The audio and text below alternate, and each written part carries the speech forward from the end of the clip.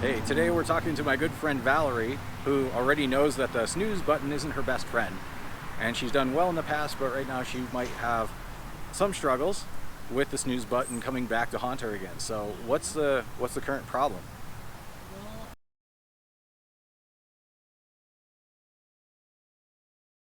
So you know that it's a bad idea, but you've done well with it before. What's changed? You weren't tired before when you were not hitting it?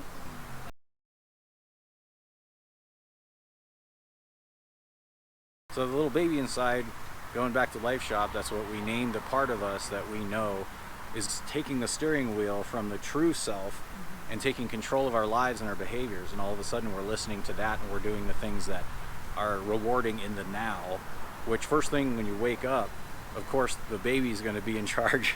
When you first roll out of bed, or you're not even out of bed yet, and you're feeling tired, the first thing that's going to happen is you're going to feel your feelings. You're not going to be thinking thoughts. So the first thing is the night before, knowing ahead of time that you're going to feel like that, knowing that you're going to wake up feeling groggy, and your first instinct isn't going to be to go ahead and jump out of bed.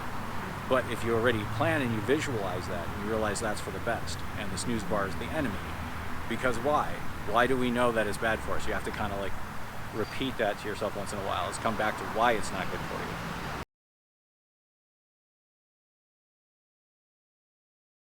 Yeah, it's bad enough to wake up to an alarm in the first place, right? Like, the best thing is when you time yourself to where you're not waking up to an alarm, but you're waking up naturally. So if you've already timed your sleep and you're getting up 10 minutes earlier than you're supposed to just be in an alarm, and then give yourself yet another alarm panic attack, like, why plan for two, you know? So if you need that 10 minutes extra sleep, sleep in that 10 minutes and cut out the snooze alarm. You know, give yourself 10 minutes more sleep and set your alarm later.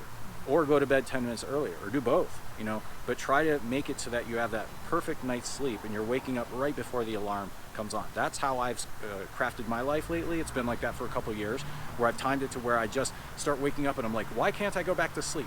And then it turns out that, you know, I'm just ready to get up and my alarm goes off while I'm already awake. And that's just kind of like a backup if I happen to sleep in, which almost never happens anymore. And the more conditioned you are, the less it costs you. The more that you just plan for that. If you plan to struggle, it becomes a struggle. It's a matter of will.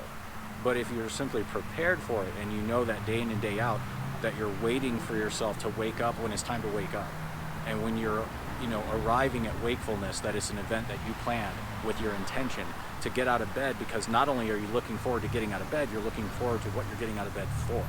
So you have an intention not to lay around in the morning when it's time to get up, but you have an intention for what you had planned that you're pumped about to get out of bed for. So when you wake up, you're like, yes, it's time to get out of bed because I get to go do this. And that's what you're rising out of bed with, is that will and that steam to just get going. Well, I won't go back too much into my history, but I have struggled with sleep health myself. And it wasn't something I wasn't that aware of, that it was even a problem for me. And I used to think that all 8 hours were the same. It didn't matter what time of day or if they were broken up. But with enough research, you find that you need to do some work to be able to sleep well. Just like everything else in our health, you have to have some research, and you have to have some understanding and invest in yourself. And really what it comes down to is not just quantity of sleep, but quality of sleep. And most of what you can do about that is about a schedule, arriving at the time that fits the day's cycle, not just your current work or what you're living with, but you actually have to match that a bit to the day as much as you can, the rising and setting of the sun. And also consistency, that you're sleeping roughly the same amount, that you'll find whatever's perfect for you. For most people, it's right around 8 hours, give or take. It's usually going to be a little more than you think. And the amount of time you spend in bed isn't necessarily the amount of time you're sleeping. So you might need to actually expand your sleep schedule so you're getting the proper amount of sleep, not just bedtime. Bedtime and sleep time aren't the same things. And going to bed, and especially awakening at the same time, is crucial for not just your sleep health, but your overall health.